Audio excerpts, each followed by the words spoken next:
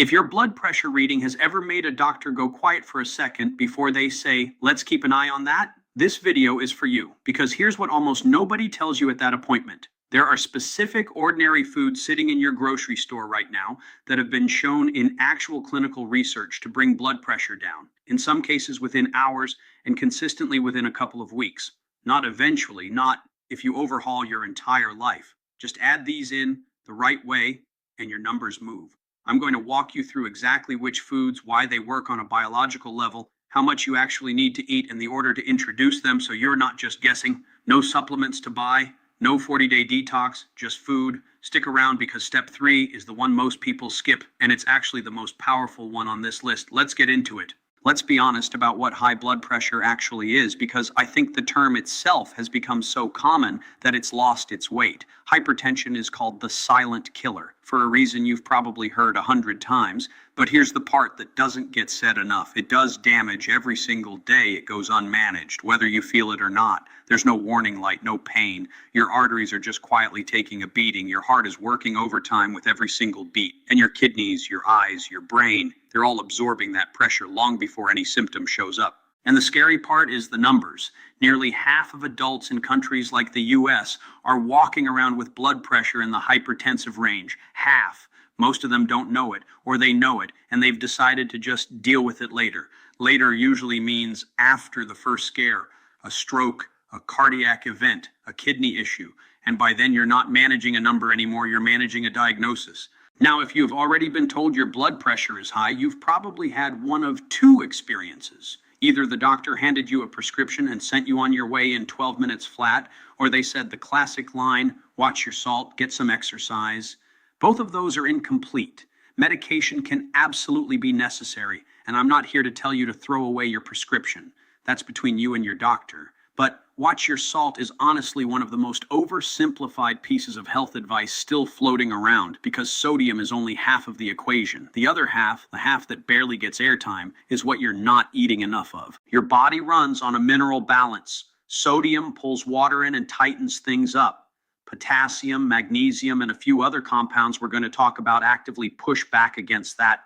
They relax blood vessels, help your kidneys flush excess sodium, and improve the flexibility of your artery walls. Most people are so low on those counterbalancing nutrients that even a normal sodium intake still tips the scale toward high pressure. So this isn't about eating less.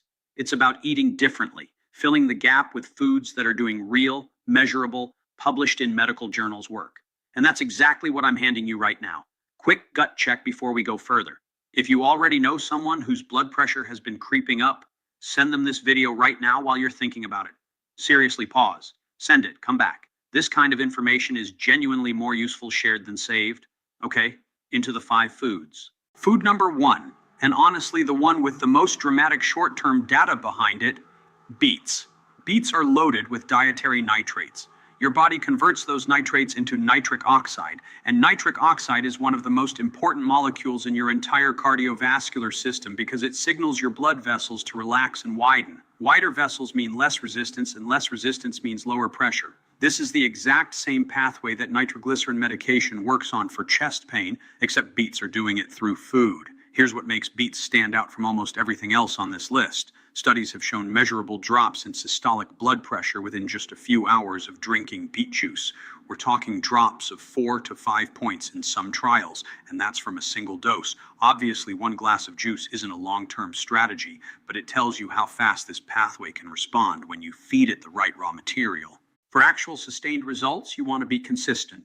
A glass of beet juice or a cup of roasted or steamed beets most days of the week. If juice isn't your thing, whole beets work too, just slightly less concentrated. Roast them with olive oil, throw them in a salad, blend them into a smoothie with an apple to cut the earthy taste if that's not for you. One practical note, nitrates are actually more concentrated in the beet greens than people realize, so if you're buying beets with the top still on, don't toss them. Saute the greens like you would spinach or chard. You're doubling up on the same benefit for free.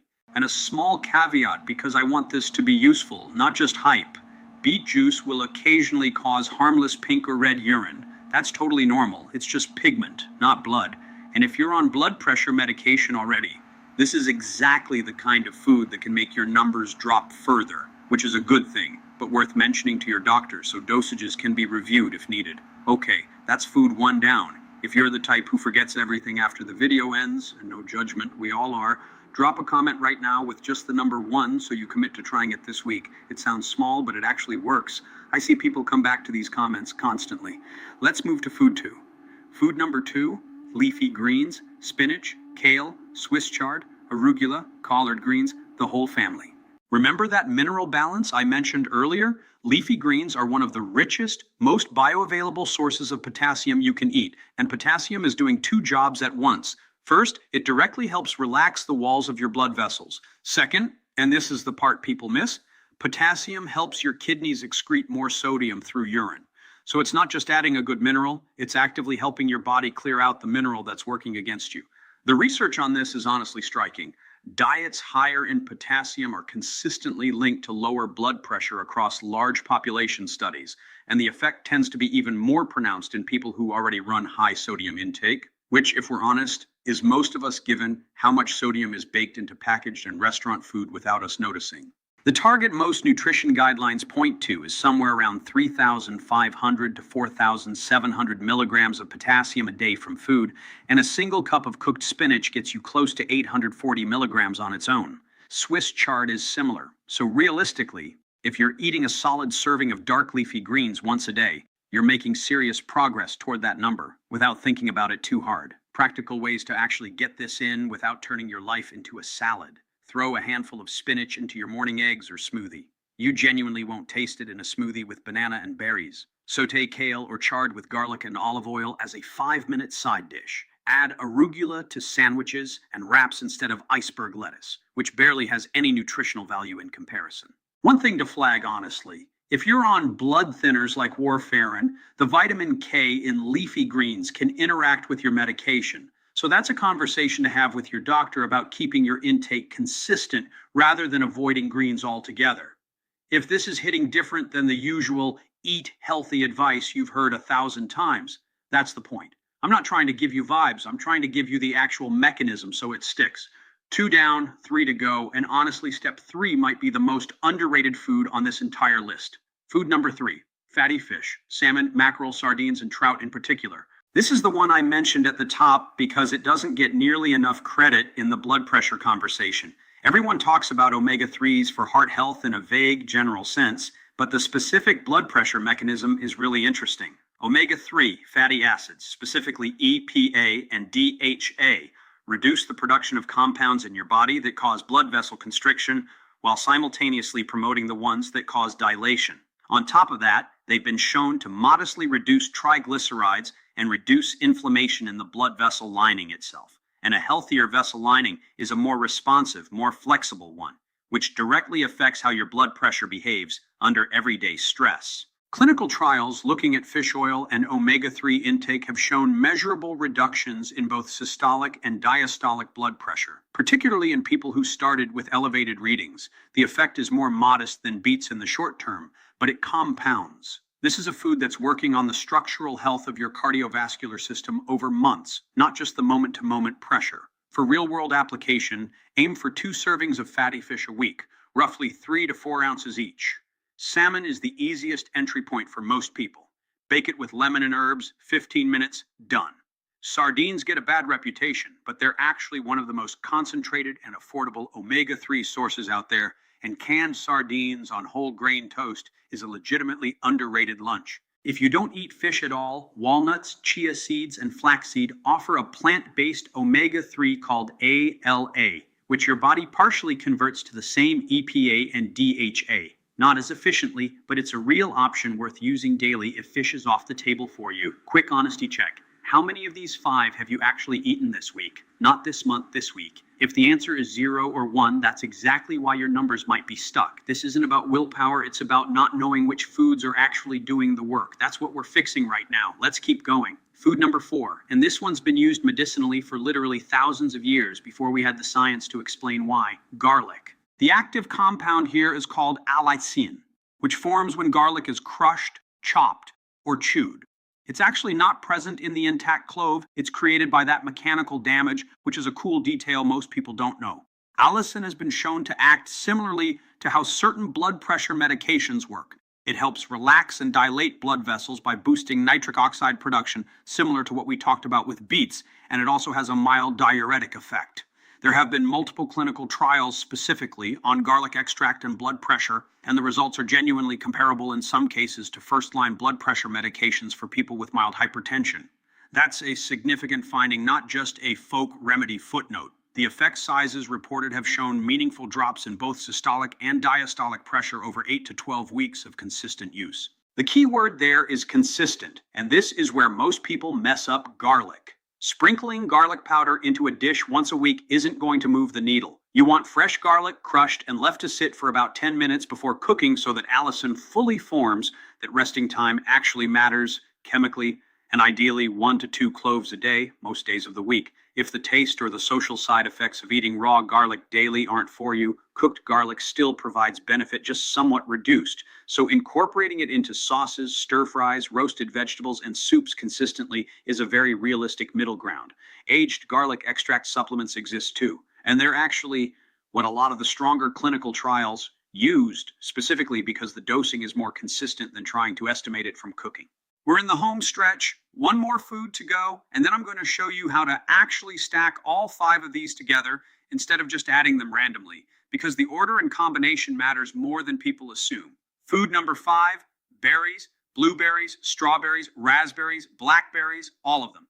Berries bring something different to the table than everything else we've covered. They're rich in compounds called anthocyanins, which are the pigments that give berries their deep color. And anthocyanins have a specific, well-documented effect on the enzyme that produces nitric oxide in your blood vessels. Again, that same relaxation and dilation pathway we keep coming back to, because it really is the central mechanism behind almost all of this. There's a well-known study that followed people with higher habitual blueberry intake over time and found meaningfully lower rates of developing hypertension in the first place compared to those who rarely ate them. This is prevention data, not just treatment data, which matters if your numbers are borderline right now rather than already high. Other trials giving concentrated blueberry powder daily to people with existing hypertension showed measurable systolic blood pressure reductions after about 8 weeks. Berries also bring fiber and a genuinely low sugar load compared to most fruit, especially blueberries and raspberries, so they're one of the easiest additions on this entire list. There's basically no barrier to eating them. A cup a day, fresh or frozen, is the target most of this research points toward, and frozen is honestly just as good nutritionally, often better because they're frozen at peak ripeness. Throw a handful on oatmeal in the morning, blend them into a smoothie alongside that spinach we talked about earlier. That's genuinely a 2 birds 1 cup situation. Eat them plain as a snack instead of something processed. This is the food on the list with the least effort required and still real, published results behind it, all right? 5 foods down. Now here's the part that actually determines whether this works for you or just becomes another video you watched and forgot. Let's talk about how to actually put this into practice. Here's the truth nobody wants to hear. You don't need to eat all 5 of these every single day to see results. What the research actually shows is that consistency over 2 to 4 weeks is what produces measurable change, not perfection on day 1. So here's a simple, realistic way to stack this into an actual week. Start your morning with a smoothie or oatmeal that includes a cup of berries and a handful of spinach. That's 2 of your 5 foods before 9 in the morning in 5 minutes, no cooking required. Somewhere in your day, work in 1 to 2 cloves of garlic crushed and rested before cooking into whatever you're already making for lunch or dinner. A stir fry, a pasta sauce, roasted vegetables. Aim for fatty fish twice during the week, Tuesday and Friday, whatever's easy to remember, and rotate beets in 3 or 4 times a week, either roasted as a side dish or as a quick juice if you want the faster acting effect. That's it. That's the whole system. Nothing on this list requires a special store, a supplement subscription, or eating something you hate. It requires picking these 5 things over the alternatives you're already choosing between. Spinach instead of iceberg, salmon instead of processed deli meat twice a week, berries instead of a pastry with your coffee. And I want to be straight with you about expectations. This is not a replacement for medication if your doctor has prescribed it, and if your blood pressure is severely elevated, food is a powerful support tool, not a substitute for medical care. But if you're borderline, if you're trying to avoid needing medication in the first place, or if you're already on medication and want to give your body every advantage to reduce it under medical supervision, this is exactly where you start.